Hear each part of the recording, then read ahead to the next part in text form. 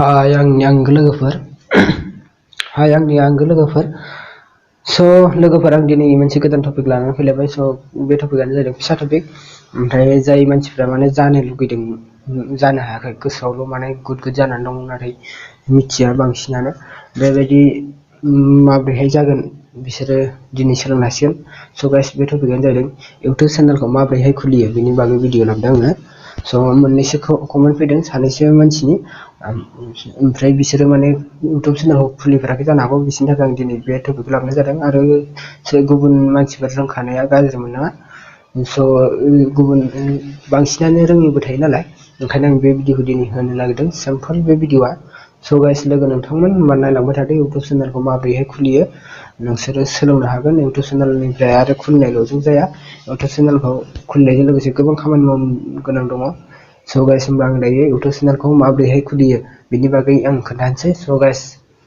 दायो खोन्थानोसै नोंसोर नायलांदो नैबे स्क्रिनाव नायलांबाय था स' गाइस होनबा इउटुब चेनेलखौ खुलिनो जोङो जिथुनाखि जों इउटुब नायो भिडिअ नायो इउटुब भिडिअ नायो बे एप्सआव थांनांगोन स' गाइस होनब्ला जोङो इउटुबाव थांसै हा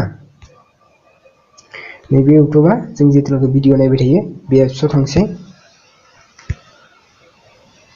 स' गाइस होनबा इउटुबा खुलिनाय लोगो लोगो भिडिअ ओपन जाफैयो नालाय नैबे जिथुनाखि खना नुदोंना नैबे आं सिन गोजा बोनाया बेयाव नोंसोरो जाय मानसिना इमेल गेवखानाय इमेल खुलिखानाय बेयाव इमेलनि बिदिनो पिक्सार नुजाफैगोन नाम नुजाफैगोन नों इमेलाव मा नाम दोनदों बेफोरो नुजाफैगोन आरो जाय मानसिना इमेल खेवाखै बेयाव साइन इन लिरनाय नुजाफैगोन आरो जाय मानसिना इउटुब खुलिखानाय बेयाव इउटुब चेनेलनि बिदिनो प्रफाइल फैगोन ओमफ्राय प्रफाइल दोननानै नों मा प्रफाइलखौ दोनदों बेयाव फैगोन आरोना ओमफ्राय जुदि दोनाखैबा खुलियाखैब्ला साइन इन लिरनाय फैगोन आरो इमेल खेवखानायाबो बेयाव ओपन जाफैयो इमेलानो इउटुब चेनेलनि बिदिनो इमेलानो सोलायलांखायो नालाय इउटुब चेनेल खुलियोब्ला होमबा जोङो जाय मानसिना इमेल खुलियाखै नैयाव बिदि साइन ओंखारफैगोन ओमफ्राय जाय मानसिना इउटुब चेनेल खुलिखानाय इमेल खुलिखानाय बेयाव बिदि इमेलनि एबा इउटुब चेनेलनि प्रफाइल फैगोन स' गाइस होनबा जों बे खनायावनो थुनानै होबानो जाबाय हा नैबे आं खनसे सिन गोदान बोनानै देखायफैनो नैबे खनायाव नोंसोरो थुनानै होबानो जाबाय हा होमबा आं दायो थुनानै होनोसै ओमफ्राय नै आंना दा इउटुब चेनेल खुलिखानाय नालाय बेयाव बिदि ओंखारफैदों ओमफ्राय जाय मानसिना इउटुब चेनेल खुलिखानाय गैया बेयाव बिदि ओंखारनाय नङा ओमफ्राय इमेल खुलिखानायनाबो बिदि ओंखारगोन ओमफ्राय जाय मानसिया इमेल गैया जेबो गैया बेयाव बिदि ओंखारनाय नङा स' गाइस होनब्ला जोङो इउटुब चेनेलखौ मायाव खुलियो नोंसोरो नायबानो जाबाय नैबे गाहायाव एड एकाउन्ट लिरनाय दंना एड एकाउन्ट बेयाव जोङो इउटुब चेनेलखौ खुलियो गाइस बेयाव जोङो इउटुब चेनेल खुलियो नैबे एड एकाउन्टआव होमबा जोङो दायो एड एकाउन्टआव थुनानै होनोसै हा एड एकाउन्टआव थुबाय एड एकाउन्टआव थुनाय लोगो लोगो दसे लडिं जागोन बिदिनो नोंसोरबो एसे नेथ'बानो जाबाय स' गाइस होनबा एड एकाउन्टआव थुनाय लोगो लोगो भिडिअ पेज अपेन जाफैगोन हा बिदि पेज अपेन जाफैबा नोङो थाखानाय इमेलजों खुलिनो ना नों गोदान इमेलजों खुलिनो हा नोङो बेयाव नोङो इमेलनि पासवर्डफोर बावगारोबाबो टेनसन गैया होनबा नोंसोरो जुदि थाखानाय इमेलजों खुलिनोबा नैयाव खुलिबानो जाबाय हा इउटुब चेनेलखौ ओमफ्राय गोदान इमेलजों खुलिनोबा नैबे गाहायाव क्रिएट एकाउन्टआव खुलिबानो जाबाय दायोथ' आंथ' माने गोदान इउटुबारसो खोन्थानो नागिरदों नालाय गोदान मानसिफोरनोसो स' गाइस होनब्ला जोङो नैबे गाहायाव क्रिएट एकाउन्टआव थुनानै होदो हा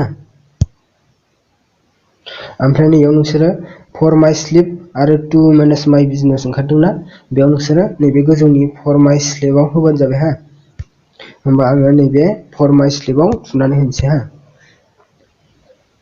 बिदि फर माइ स्लिपआव थुनाय लोगो लोगो नैयाव नाम बिगोन नैबेयाव टाइटेल बिगोन हा मोजां नायबानो जाबाय गाइस मोजाङै फारि फारि नायबानो जाबाय भिडिअखौ जोबजासे नायबानो जाबाय गेजेरावनो स्किप खालामनाङा नोंसोरो जुदि गेजेरावनो स्किप खालामनो नोंसोरो इउटुब चेनेलखौ खुलिनो नागिरबा नोंसोरनो बिदिनो जायाबो जानो हागौ स' गाइस भिडिअखौ फुरा नायनानै लाबानो जाबाय जोबजासे नायनानै लाबानो जाबाय होमबा नोंसोरो इउटुब चेनेलखौ माबायदि खुलियो फारसेनिफ्राय आरामसे रोंलांगोन स' गाइस होनब्ला जोङो नैयाव नामखौ होनसै नैयाव टाइटेलखौ होनसै हा जिखुनु जाया हमनानै ला आंनि नामा जिखुनु जाया आं नोंसोरनो खोन्थानोसै नागिरदों नालाय ओंखायनो जिखुनु जाया आं नाम होनसै हा ओमफ्राय नैयाव जिखुनु जाया टाइटेल होनसै बेयाव मा खालामनांगोन बेयाव नोङो नाम आरो टाइटेल होखांनायनि उनाव नैबे नेक्स्टआव थुनानै होनांगोन गाइस लोगोफोर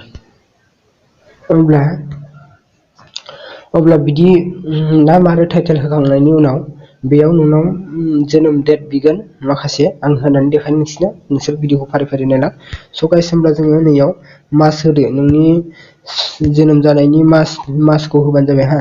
हमनानै ला आं दायो 1 जानुवारिखौनो होनसै, ओमफ्राय नैयाव नोंनि जोनोम सानखौ होबानो जाबाय। बेयाव आङो 1 थारिखखौनो होनसै, ओमफ्राय नोंनि बेयाव जोनोम मायथाइखौ होबानो जाबाय। फारि फारि नाय भिडिअखौ। बेयाव आङो 1992 खौनो होबाय। ओमफ्राय नैबे जिथुनाखि गाहायाव नुदोंना, बेयाव नोंसोरो नों फेमेल जा मेल जा नों गोसोबायदि होदो। बिदिनो आङो दायो फेमेलखौनो होनसै।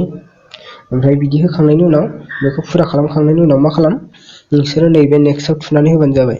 आं नेक्स्टआव थुनानै होनसै। स' गाइस दायो नै आंनि इउटुब चेनेला खुलिनानै फैबाय हा। इउटुब इमेल आइडि इउटुब चेनेला खुलिनानै फैबाय।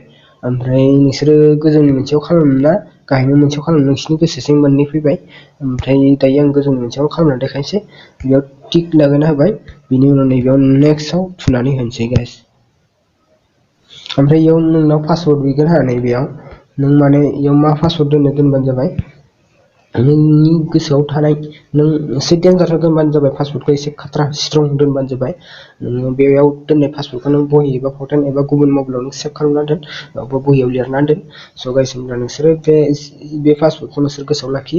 जेला नोङो बिदिनो अबेबाफोर खुरुमु बाजारफ्राव बिदिनो नोंसोरो इउटुब चेनेलनि बागै खामानि मावनो थाङोब्ला, बांसिनानो खुरुमु बाजारावसो जाखायो अरिजिनेल सिस्टेमफोरानो। ओंखायनो नोंसोरो बेयाव दोननाय पासवर्डखौ नोंसोरो गोसोआव लाखि। होमबाना नोंसिनि बे पासवर्डखौ बिगोन, अब्ला नोंसोरो बे पासवर्डखौ थुनो गोनां जायो। ओंखायनो नोंसोरो बे पासवर्डखौ गोसोआव लाखि आरो बे पासवर्डखौ गुबुननो जानला मानला होनो मोना। स' गाइस होमब्ला आं पासवर्डखौ दोननोसै। स' गाइस आं पासवर्डखौ थुबाय। बिनि उनाव मा खालामदो, नैबे नेक्स्टआव थुदो हा। स' गाइस होमब्ला बेयाव पासवर्ड होखांनायनि उनाव बिदि नुजाफैगोन। बिदि नुजाब्ला एसे बोखोदो ओरैजाय। ओमफ्राय नैबे जिथुनाखि येस आइ एम इन होनदोंना, बेयाव थुनानै होदो।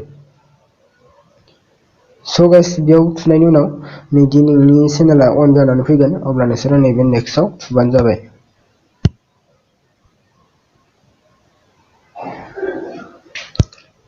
स' गाइस नेक्स्टआव थुनायनि उनाव बिदि अपेन जाफैगोन, आइ एग्रि लिरनाय। बेयाव नोंसोरो थुनानै होबानो जाबाय हा। स' गाइस एसे लडिं जागोन, नोंसोरो एसे गोबावैनो लडिं जागोन, होमबा नोंसोर नायबाय थानांगोन। स' गाइस नै आंनि दानि इउटुब चेनेल खुलिनाया अन जानानै फैबाय। नैबे खनायाव नाय नोंसोरो एम लिरनाय नङा, बे आंनि दानि खुलिनाय नोंसोरनो जायथुनाखि खुलिना देखायदोंमोन बेनो, नैबेनो इउटुब चेनेला बेनो।